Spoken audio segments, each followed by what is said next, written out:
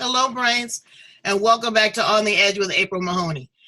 Are you a woman that is of a particular age?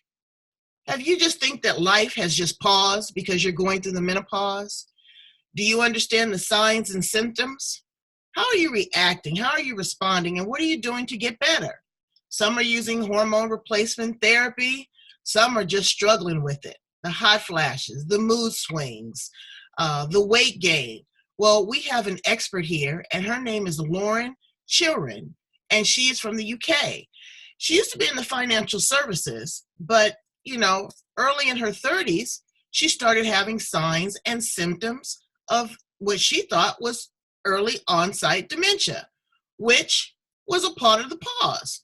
So we're going to talk about it because, of course, I'm going to admit to it. I've been going through it, and it's not pretty. But I'll share with you how I've been handling it and getting through. So thank you and welcome our guest today here on the Edge, Lauren Chiren. Hello, Lauren. How are you?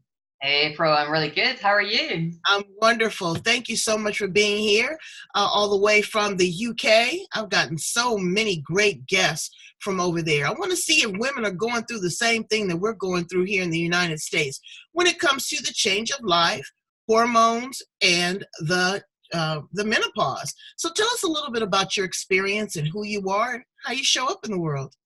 Sure. Well, I'm working in this space simply because of what I went through. I had my son when I was 37, and I was working in financial services. I was a senior executive leading global teams in America, India, the UK, and beyond. And I loved my life. Everything was going great. I had this gorgeous little boy. And then I suddenly started finding that my concentration was challenged, that my ability to step up and speak out in meetings was really difficult, that sometimes I would just forget that I'd driven home, which is like an hour's journey from the office to my house. And I genuinely thought I had early onset dementia. So I left my job, and I believed then that I was going to have to find someone to bring up my then 8-year-old son, and I was going to have to rock somewhere quietly in a corner of a home somewhere while someone else looked after me. And it wasn't until I went to my doctor, and he was amazing. He said to me, Lauren, you don't have early onset dementia. You've just been through an early menopause. And I literally punched the air with joy, and I went, yes, don't have dementia. I was like the happiest menopausal woman on the planet. So you pushed him in the air and you didn't punch him in the nose when you realized what was going on.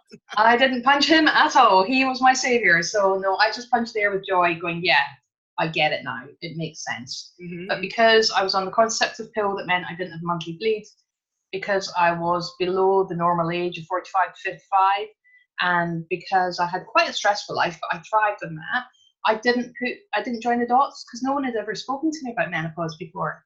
And yeah, it was like a relief.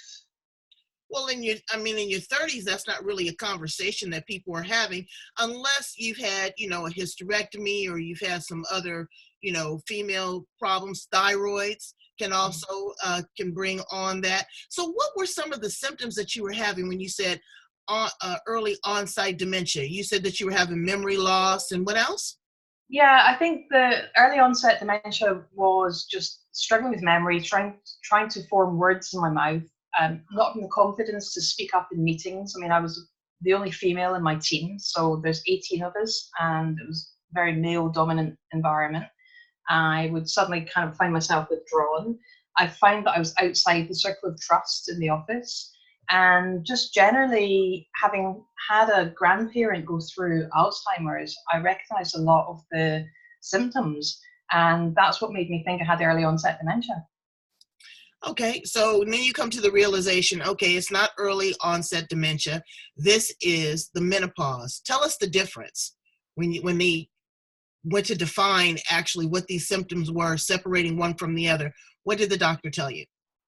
So basically, he explained to me that I've had an early menopause. My monthly cycle had stopped for over 12 months, which is the definition of menopause. Menopause is just a day in time. It's a celebration, the 12-month anniversary of your last monthly cycle. And he explained that as progesterone and estrogen diminish, that can have an impact on the symptoms you experience. And there's over 34 recognized symptoms of menopause. So they're everything from psychological, emotional, physical symptoms. And I had experienced quite a few of them. When I was in conversation with him, I realized that my sleeplessness, my night sweats, my loss of concentration, my loss of self-esteem, loss of self-confidence, my inability to recall, to hold information in my mind, were all heavily related to the diminishing estrogen and progesterone levels in my body. And once I put all that together and I understood what was going on, it made sense, and I felt great because I could understand what was going on. It was temporary, and you come out the other side, and the other side is great. If you come out on the other side, because I had some medical challenges, and I went through menopause. Well, signs of menopause is in my 40s. I'm in my 50s now. And those night sweats are enough to make you want to shoot yourself in the big toe. Girl, they are ugly. You'll talk to someone and you'll be drenching wet. There's nothing that you can do until it goes through your entire body. Your mood swings, the weight gain, all of those are signs and symptoms. So there's a lot of women that are opting to use synthetic hormone replacement therapy. What's your feeling on that? How did you get better? I got better by finding out that I didn't have early onset dementia. So basically, as soon as I knew that I didn't have a lifelong, potentially life-limiting disease, I felt like $1 million. And I went off and I retrained. I've done 6 years worth of health coach training. I've done personality profiling training. I have done a master's. I've done all sorts of qualifications to learn about menopause and about health and to understand how we can change how we manage our symptoms through our own choices. But the interesting thing for me is that my doctor did put me on hormone replacement therapy. And for that first month that he put me on it, I felt great.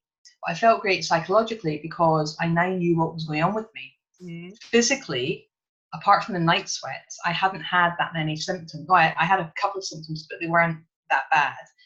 For me, it was all psychological stuff. So when I was on HRT, I got sore boobs, I got backache, I got a heavy period, and I got sore stomach, and all the classic premenstrual symptoms suddenly hit me with like a sledgehammer. So when I went back to my doctor, I said, I can't tolerate that. I just can't tolerate it. I'd rather go without anything and just deal with it through natural ways. And that's what I've done. I'm now more than 10 years postmenopausal. So it would be contraindicated for me now to take hormone replacement therapy, sadly. And I wish I knew back then what I know now, because if we're going to live, which we do into our 80s nowadays, and we want our bodies to function normally, and we want our brain and our heart and our joints to be really super strong, then we were not intended to be on this planet that long without estrogen in our bodies. Right. So I would have personally chosen to take HRT if I knew 10 years ago what I know now. But sadly, because I've gone 10 years, it's too late for me to be able to take it because it's contraindicated and it increases the risks of links to cancer. Right. But you live and learn, so I can help other people now. You do. And you said to me, you said that it's not a lifelong. Well, African-American women are known to go through the menopause and menopause symptoms about 10 years. 10 years brains longer than Caucasian women. And, it can be hell. It can be hell on many levels. What are some of the things that you offer in your coaching and your training now to help women identify and to start? The first thing I did was I started a food journal. Yeah. I noticed with the food journal that, excuse me. Let me get a drink of water. Hold on. I like the mug. Thank you. I get choked up just thinking about it. But the food journal really, really helped me. It was caffeine. It was sugar. I would eat certain things and then I would time myself. When would I start having these symptoms? When would I have the hot flash? Would it be about an hour afterwards? And I started charting what these things were. Soy was a big problem for me as well. So again, how do you work with your clients to help them identify, the steps to take to see how they're going to heal and how they're going to get through this? Yeah, you made a really good point about the length of time that symptoms last. And symptoms could go on for between 3 and 15 years. So you're absolutely right. They can go on for a very long time. But we do come around the other side. And for many women, we get a kick in testosterone when we get through the other side, which gives us an element of confidence, which is fantastic. I think I got my fears It's there. not all that fantastic because you get facial hair too. Well, you just have to tweezers become your best friend, right? So, but we lose hair in places. Some of us lose hair in places that, I don't have to worry about, Right. tidying things up anymore. Like, it's great. It's fantastic. But basically, when I work with a client, it's very much based on who they are, what they're going through, what their life circumstances are. So we will start out by just having a really deep, meaningful conversation around where they were and where they want to get to, based on the fact that something has changed for them and they may or may not be aware. So you said correctly that thyroid issues can, mimic menopause symptoms, and also adrenal fatigue can mimic menopause symptoms. And there are many other conditions as well that can overlay. So it's important to make sure that there's no underlying medical condition that needs to be addressed with medicine. And then thereafter, it's about taking you back to your natural physiology, getting your brain connected again with your body.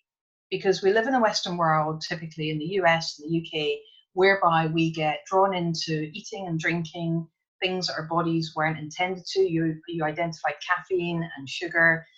A lot of people, I know so many professional women that the first thing on their mind when they go home at night is alcohol. So caffeine, sugar, alcohol, red meat, spicy food are all typical triggers for hot flushes and for night sweats as well. So I work with someone to help them declutter their life. I help to really get rid of those relationships that we all have that take from us but don't give. I teach women to put their own oxygen mask on so that they can really look after themselves and then be of service to other people. Because I don't know about you, April, but I know over here that women are so busy working, looking after their families, their children, their partners, their elderly relatives. They put themselves last on the list. Mm-hmm. So what I do is reverse that. And I help them create that 1 minute a day, 2 minutes a day, 5 minutes a day, and really build up that time. And that's why I run things like the retreat we were just talking about in October in the Highlands in Scotland, so that women, it's called a moment of me time, because it's so important that we look after ourselves. And we look at nutrition and exactly what you do, keeping a diary, and we record. I've got a very systematic way of doing it, but we keep a diary. So we record the protein that we eat, or the meal we have, and 20 minutes and 2 hours later, what's our energy like? Right. What are our symptoms like? And then that helps us understand how food's impacting us. Hydration is so important.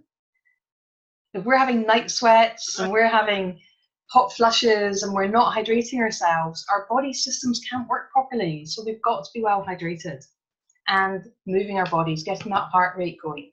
So I work with all the natural things, giving back, making sure we're of service, but doing it with ourselves being number one. And it's all with the psychological work. It's all to do with neuropsychology. It's all to do with how we manage our outlook on the world. Because when you're going through something that's really difficult, it can be so tough to want to do stuff. Right, absolutely. But it's about honoring yourself too. Now, you and I are 50 plus. And there's a lot of things that go on, and people, they blame it on the menopause. I would really get into deep, ugly conversations with my brother because he thought it was funny. You're having a hot flash and all that kind of stuff, but it's very emotional. So mentally, there's challenges there as well too. And when you get to a particular age, there's not a whole lot of stuff that you're going to put up with that you put up with in your 20s, that you're going to put up in your 50s. So you really have to temper yourself, ladies. You have to be a good listener. That was my message today in my morning meditation, is to open my ears and be a good listener. You have to be a little bit more in tune to your surroundings because everybody's not there. Also, too, your sex drive. Now, some women's sex drive really increase during this time, and others completely fall off. I mean, you have vaginal drying, you have, again, tenderness in your breast, all of those type of things. So the symptoms can be different for each person. Do you think that requires medication, or do you think that just, can be a part of the process and a part of the learning and the awareness? Yeah, and it's interesting because I think you interviewed Dr. Liz Lister as well, who's I love Dr. Liz Lister. Yeah. I love her. She's the best. Brains, go back and listen to it.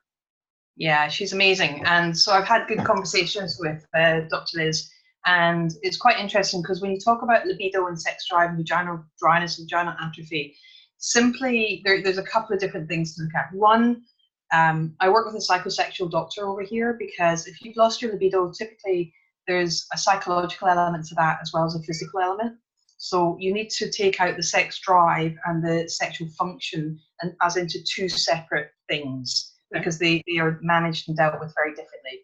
With vaginal dryness, before you even get that stage, I was taught quite early on that as much as you moisturize your face, you should moisturize down below as well. And that's why there's some very natural, very beautiful products on the market that you can use to daily moisturize just to keep things. And some of the manufacturers have been on my show, Brains. Oh, yes, we got everything for you. So, yeah, I understand that. And again, understanding your partner's needs as well, and having a partner that is empathetic, not sympathetic, but empathetic to what you're going through, because, you know, they just think that you're just flying off the handle. And it's not that. And your children, you know, how you relate to your children, how you talk to your children, all of that is psychological too. And that is an impact. You're going through a deep transition. Now, Dr. Liz Lister does human, oh God, I'm at a loss now. What is it? Human, it's not synthetic. It's, what is the hormone that she? BHRT.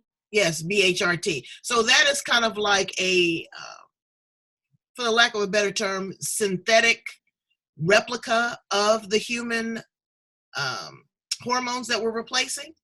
There's different types of HRT out there. Some, the BHRT tend to be more natural, the HRT tends to be not. So it just depends what type of practitioner. One is regulated, which is the HRT, and BHRT is not regulated. So there's a lot. I'm not a medic, so I'm not going to. No, I mean, just yeah, to kind of identify so people have the information. Are these injectables? Are they tablets? How do you take the medication? So HRT generally comes in gels, pumps, sprays, coils, patches, tablets. They can come estrogen, progesterone, testosterone separately, combined. There's lots of different ways, and there's different prescribing laws across the States and across the UK as well. So there are many. I always say to people, if you're concerned about your symptoms, go to your doctor and have a conversation with your doctor. Prepare by creating a list of your symptoms and the severity of them. Take them in. And in the UK, sometimes a doctor's appointment can be as little as 5 minutes long. So you need to really prepare for that appointment and be clear on what outcome you want from the appointment. But I always say to people, if you're going to go down the medical route, think about it like this. When you're in your teens and puberty and you start dating, you might meet a few people that are not quite the right one for you. Mm-hmm. And HRT is a bit like that. Sometimes you have to try a few different prescriptions before the one that is right for you. And that can take time. It's not an exact science. So you just have to be patient. You have to try what works for you and then just try it for a while until you get the one that you choose, if that's the route that you want to go down. But there's so much that you can do as well. And just one point that I think is quite important, going back to the vaginal dryness, if that is something you're struggling with really badly, you can take localized estrogen internally, which is not HRT, it's just localized estrogen, and that can fix that problem for you. Mm-hmm. So I work with couples, and it has been as simple as getting them to open up communication. And you said quite rightly, you know, your partner still has needs. Your partner may still have a different appetite to you, but right. It's about being creative as well. So it's just being conscious of what you're both going through. Exactly. So let me ask you some fun questions. What are you going through there in the UK? So if you could just really kind of assess one client, and with that client, you want to give them some words of encouragement that they're going to get through this, what would you say to them? Oh, they are going to get through. There's no problem. So if someone comes to me and they're like, oh, I just need to get my calm back. I need to get my focus back. I want to get me back. You know, I've lost myself. It's just about saying it's temporary. It's a temporary phase. Just think about when you went through puberty. We kind of expect our teenagers to go slightly off the rails, to be slightly moody, to push the boundaries, to behave in strange ways. We're just kind of going through the other side. we're coming out the other side and we are about to come into our absolute element. We're coming into our wisdom, we're coming into our power, and we have got the whole of the next section of our lives to look forward to and really stamp our mark. You know, they say women are very emotional, and we are emotional creatures. But as the world is changing, you know, women are going to take back over the planet. How do we manage, do you think, from a coaching perspective and a health perspective, how do we manage our emotions to make us more balanced? I mean, you know, we can do all these things with all of these great hormone replacement therapies, but what do we look for in ourselves to just kind of create a harmonious balance? Does that make sense? Absolutely makes sense. And I'm not sure that I would answer the question you've asked me. I think I would say that it's less about us creating harmonious balance to appear more calm for other people. It's more about accepting who we are. Okay. And actually, I think that if you are a certain way, live it, love it, and educate the people around you about what that is. As women are working longer and later into life, we're taking on higher positions in the world. We're becoming the leaders of the economy. We are the women aged 50 plus are the fastest growing economically active group in the UK and the US.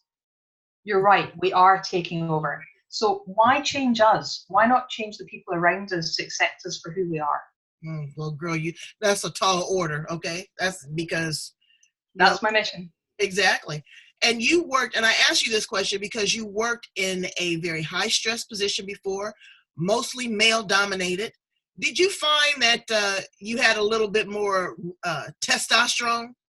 Did you, again, because you had to level up, you had to match up. And then when you went through this and you kind of leveled out, did you find a softer side of yourself? That's a great question. From a very young age, I've always been doing male-dominated sports.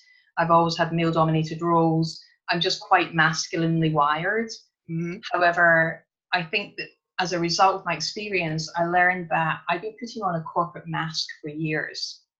And I hadn't even realized I was doing that. So I've increased my stress levels, which is why I say we should embrace ourselves the way we are and educate the people around us. However, am I softer, kinder? I'm far more empathetic.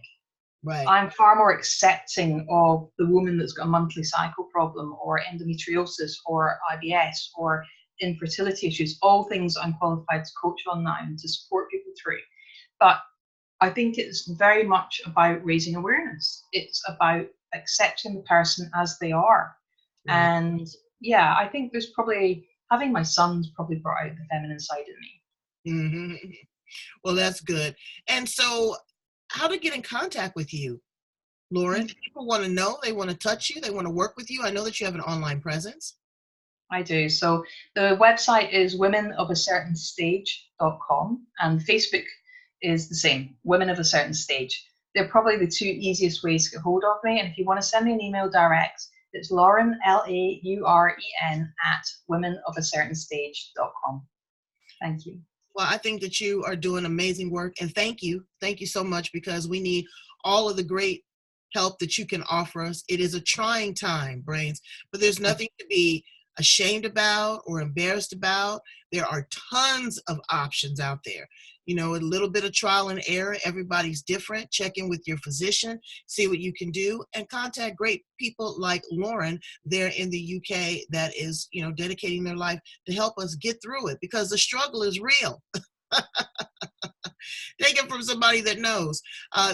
Thank you so much for being here on The Edge with us. You're a wealth of information. Brains, go back and listen to other edgy conversations. We had Dr. Liz Lister. We have other guests that have produced products that help you if you have vaginal drying. We also have great counselors that talk about how to kind of get through this and identify with what's wrong, or, just trying to figure out what's right. Thank you so much for being here on The Edge, Lauren. You are the best. Thank you. Thank you, April, for having me. Bye, Brains.